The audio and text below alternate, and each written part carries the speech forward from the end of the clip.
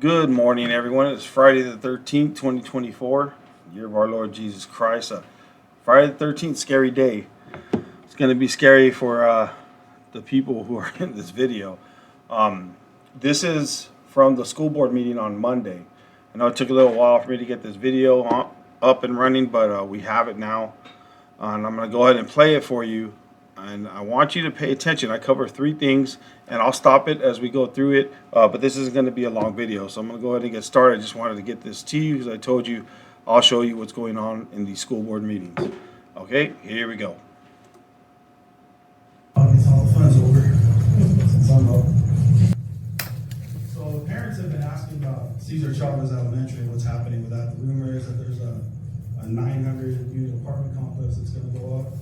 They're concerned about who's going to get these contracts. They don't want it. They want a park. That's what the overwhelming majority have been telling me.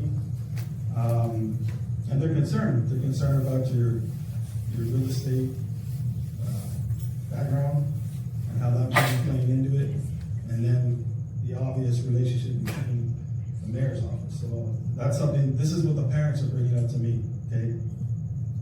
One of the other things here is. So real quick, I mentioned the Cesar Chavez Elementary School that has been shut down a couple years ago, and one of the parents on Facebook asked me about this. Was asking me, hey, what are you going to do about this school? He said it's going to be a bunch of traffic if they end up putting an apartment complex there, especially a 900 unit one. He had questions about the ties between the president of the board, Mr. Rios, along with his wife, who is the mayor, Mrs. Rios, and that whole office, and kind of just like there was this type of collusion, corruption type stuff that he was kind of insinuating or asking that could this be going on. I don't know if there's anything like that, any kind of foul play there, but it doesn't look good, especially the way they hide things. So that's why I mentioned it, because I was being asked about it by another parent. It's not the first time I've been asked about it. I've been asked, there's been other people who have asked me or told me they wanted a park put in. They don't want an apartment complex right there. So that's kind of the big deal. And the people really don't want an apartment complex. Like, they really don't want it.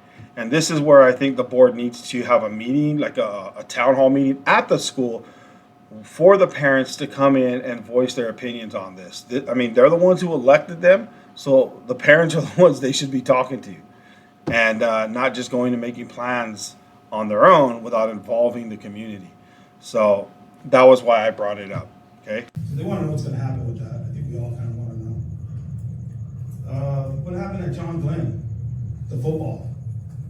Apparently there's abuse that took place. Online, parents are fighting over this because the board and the district hasn't addressed it and put an end to it. And when you don't address things and you don't have transparency and you guys are quiet about things, things fester. And parents are pissed off at each other and they're arguing back and forth. I've seen this. I've spoken with these people. So something's got to change on this board. Y'all know what I think it is already. But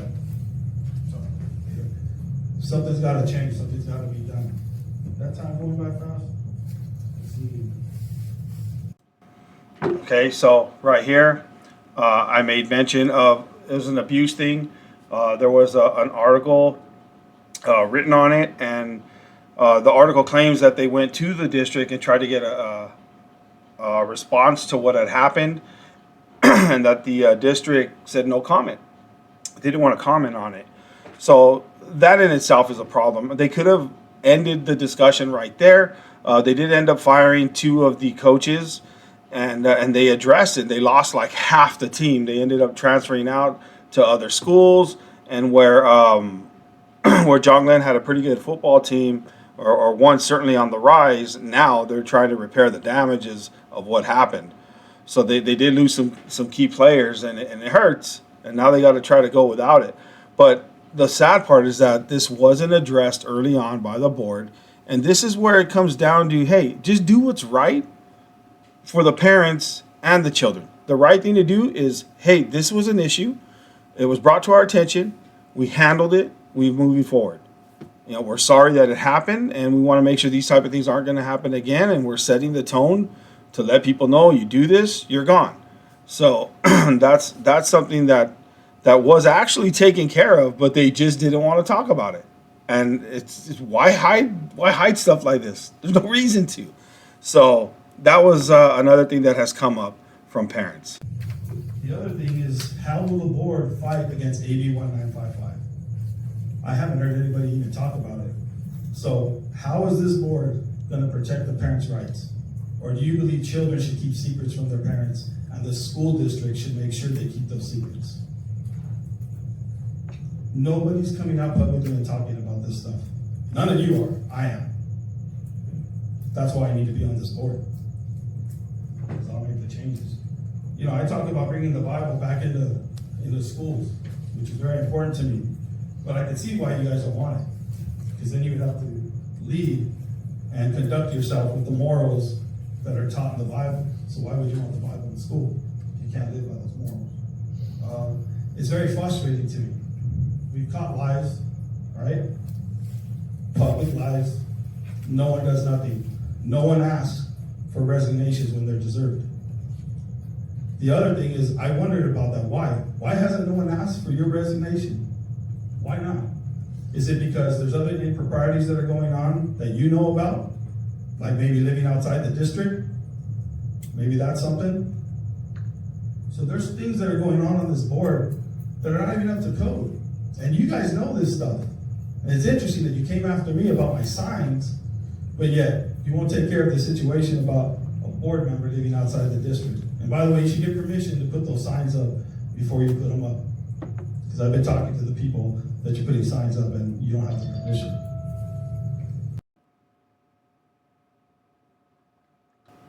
So there you have it. The last one I mentioned, AB 1955, that's the bill that the California passed, and Governor, I call him Nuisance, Governor Newsom signed it into California law, although it's unconstitutional and other districts are currently fighting it. This district, this school board, won't mention it. And unless you go and talk to them personally and say, hey, what are you going to do about this? They're not even going to mention it at all. And they might just say, oh, well, it hasn't come down to us. We'll have to see if it ever gets to us type of thing. Expect some kind of political answer like that. Ultimately, this is coming down. And it's going to come down in a hurry. And it's already kind of being implemented. And it's being implemented on districts all over LA County and in California now. This is where our local governments matter, right? This is where the board matters. They could fight that. And the lawyer here, they have a lawyer off to the side. You can't see him. But they have a district lawyer, and he could fight this. Whether he will or not remains to be seen. We don't know what's going to happen. We know this, they're not going to put up a fight. They're in the process of getting a new superintendent, right? So these board members, 2 of them are going to be gone for sure. If I win, 3 of them are going to be gone. Yet they're gonna decide, these 7, who the next superintendent is. That's wrong. They shouldn't be the ones deciding. They should wait till after this election before they bring in a new one. Because everybody should be able to work with them and have an opinion on who they hire for this, since they're going to be working with them for the next 4 years. But that would make too much sense, right? So, the AB 1955, that's something you guys should look into. And that's what I was talking about here. Basically, AB 1955 says that the district, the staff, the teachers, if a child wants to transition into another gender, and they're afraid their parents might get upset or react in a way that they're not comfortable with, the teachers can tell the parents, and they keep it from the parents. And they will help them with gender-affirming care, right? Most of us parents think this is all nonsense. We don't want our kids to have anything to do with this, let alone have teachers going and hiding it from us. And the big thing is, if they could start hiding stuff like that from us, what else will they hide from us in the future? Forgive me, I'm having issues with my throat. I got some issues with my throat, GERD and all that. But anyways, so that's one of the issues that's really big within the school districts all over the place right now. I think it's Chino Valley or Chino Hills? Chino Valley. They've been going through lawsuits over this. They're fighting it hard. They're actually doing a really good job as a board fighting this. And again, it's going to come down here. And until the parents start speaking out, and parents, I encourage you, get into these board meetings. Let them know that you will not have any of this stuff. That you don't want it. You want to see them fight for the parents' rights. None of them will. None of them are going to fight the county or the state. They're not going to fight either one of them. And you get me on that board, I'm going to fight for you. I'm going to do that. I give you my word. That is what I'm going to do. I've taken an oath to defend the Constitution against all enemies, foreign and domestic. You put me in there, I got you. All right? So those of you who live in the circle, those of you who live in the one ways, I'm your guy. All right? I live in the one ways. Well, I live in the circle next to the one ways. I live off of Bloomfield. I won't say the street here, because although I haven't been getting thousands of views like I used to in the past, one could go viral and that'll be it. And I don't need people knocking on my door with my kids. All right, but I just want to share this with you guys and just know that, hey, the power belongs to the people. You guys control the vote. Vote me in. Vote other people in who want the same things, and you'll see this change around. And a lot of people aren't happy with North La Mirada Unified School District right now. And you get me in there, we'll start making those changes. All right. Thank you for watching. You guys subscribe to my channel, please. Like it, share it to others. Get the word out there. And the more you share it, obviously the more people will see it. But then YouTube will also send it out to others. So you guys have a good one. God bless.